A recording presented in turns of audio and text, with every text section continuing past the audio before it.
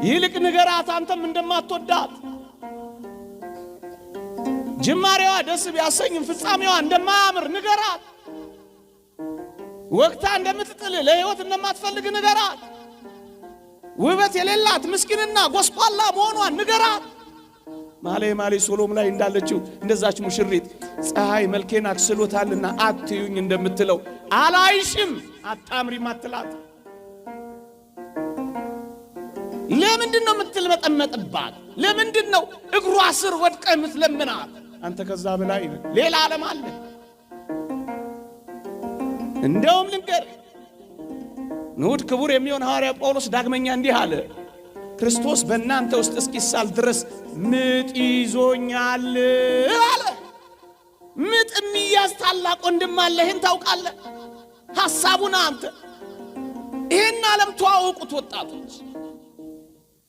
ምጥ የሚያዝ ክርስቶስ በልብ እስኪሳል ድረስ ምጥ የሚያዝ የሚጨነቅ የሚማልድ ወንድም አለ።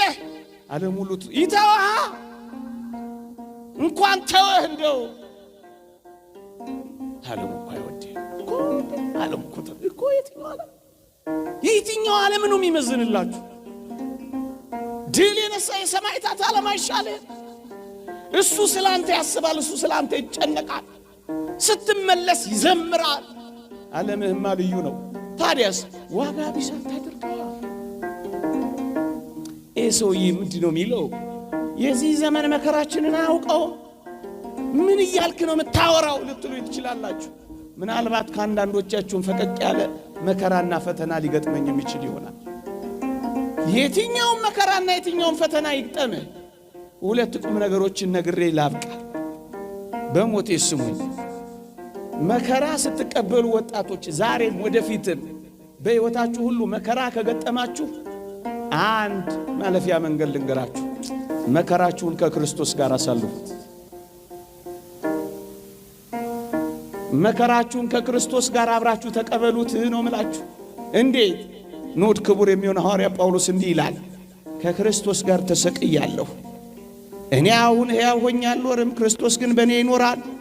አሁንም በሥጋ የምኖርበት ኑሮ በወደደኝና ስለ እኔ ራሱን በሰጠው በእግዚአብሔር ልጅ ላይ ባለ እምነት የምኖረው ነው ይላል። ከክርስቶስ ጋር ተሰቅያለሁ። ብቻዬን ምን አደርጋለሁ አትለው። አብረን መከራ ብንቀበል አብረን ደግሞ እንከብራለን፣ አብረን ደግሞ እንወርሳለን ይላል። አብረሽ አብረን በምስጋና በአኮቴት የሰይጣንን ውጊያ የዚህን ዓለም መከራ ከተቀበልከው እመነኝ ከመስቀሉ መከራ ጋር ይደምርልሃል። ከቁስሎቹ ጋር አብረህ ያቆስልሃል። ቁስልህ ነው አይሰማል። አብረህ አንዳንድ አጋንንት መጥተው ራስን ጥላ ሲሉህ ከኔ በላይ እኔን የሚወድ አምላክ አለኝ፣ ለምን ራሴን እጠላለሁ በለው። አንዳንድ አጋንንት በጆሮ እየመጡ ሙት ቢሉ እንኳን ከክርስቶስ ጋር ሕያው ሆናለሁ በለው። አንዳንድ ጨካኞች ናቸው፣ ይመጡና ተሰቀል ሊሉ ይችላሉ። ብቻዬን ተሰቅዬ ምን አደርጋለሁ አትላቸው። ራስን አጥፋ ሲሉ ለምን እኔ ከክርስቶስ ጋር እኖራለሁ ብለ አፋቸውን አታዘጋቸው። የትኛው መከራ ውስጥ እንኖር ከክርስቶስ ጋር እናሳልፈው። ይሄ ማለፊያችን ነው። ይሄ የክብር በራችን ነው። ወጣቶች ፈተናችንንስ አልተረዳኸው? ኧረ በደንብ ነው የምንረዳው። ኧረ በደንብ ነው ማውቀው። ለዛም ነው እኮ የምንጮኸው ፈተናችንን ስለምንተዋወቅ። ግን ወጣቶች ሆይ ክርስቲያን ሆናችሁ እንደ እግዚአብሔር ፈቃድ ኖራችሁ በጽኑ ፈተና ውስጥ ካላችሁ ማክሲመስ የተባለ ሊቅ ለምን ፈተና እንደመጣባችሁ ይነግራችኋል። እንዲህ ይላል። ምን ይላል? ፈተና በአንዳንዶች ዘንድ ከቀደመ ኃጢአታቸው ሊያነጻቸው ይመጣል ይላል። ክርስቲያን ሆነሽ የምር ፈተና ከተቀበልሽ ኃጢአትሽን ሊያነጻልሽ መጣልሽ። እሰይ በይዋ። ለአንዳንዶችስ ክርስቲያን ሆነ እንደ እግዚአብሔር ፈቃድ እየኖርን ዘውትር በፈተና ከተጎነተልን ምን ይላል መሰላችሁ ማክሲመስ? በሌሎች ዘንድ ደግሞ አሁን ያላቸውን ፍጽምና የበለጠ ሊያጠናክር ይመጣል ይላል። አይገልህም፣ ሕያው ያረጋል ፈተና።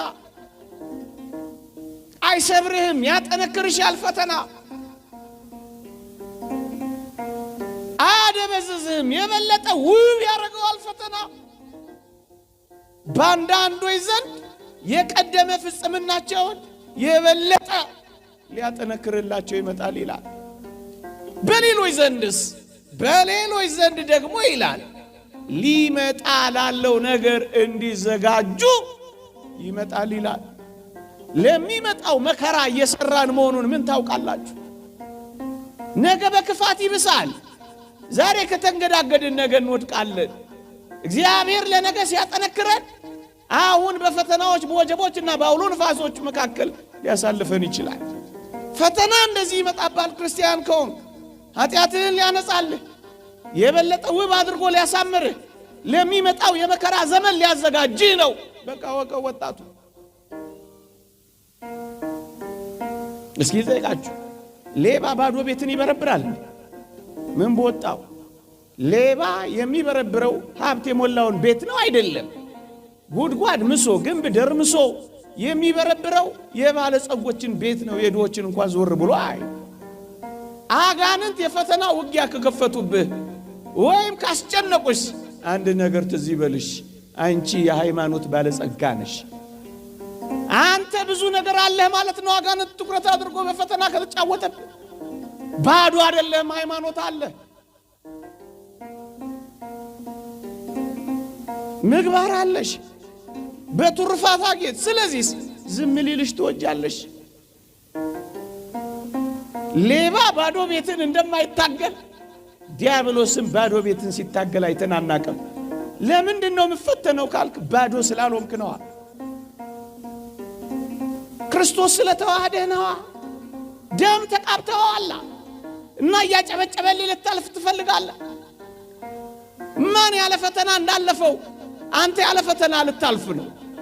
ክርስቲያን ከሆንክ በዚህ ውስጥ ማለፍ ግዴታ ነው። ሶስተኛ የተማሪዎች እውነት የሚገለጠው ፈተና ላይ ሲቀመጡ አይደለም። የኔና ያንተ እምነትስ ያለ ፈተና እንዲገለጥ ትፈልጋለህ? ታምልከው አታምልከው? የብስ የብሱን ወይስ ባህር ባህሩን ከክርስቶስ ጋር ትሻገር የሚታወቀው ደግ ጊዜ ብቻ ሳይሆን በክፉ ጊዜም አምላኪ መሆን የሚገለጠው በፈተናዎች መካከል ስታልፍ እኮ ነው። ብርቅና ድንቀት አድርገው። ይልቅስ በእነዚህ ፈተናዎች በእነዚህ መከራዎች መካከል መሰበር፣ ተስፋ መቁረጥ ሳይሆን የእውነት ወደ እግዚአብሔር እየቀረብን እንደሆነ እንረዳ። ማጠቃለያ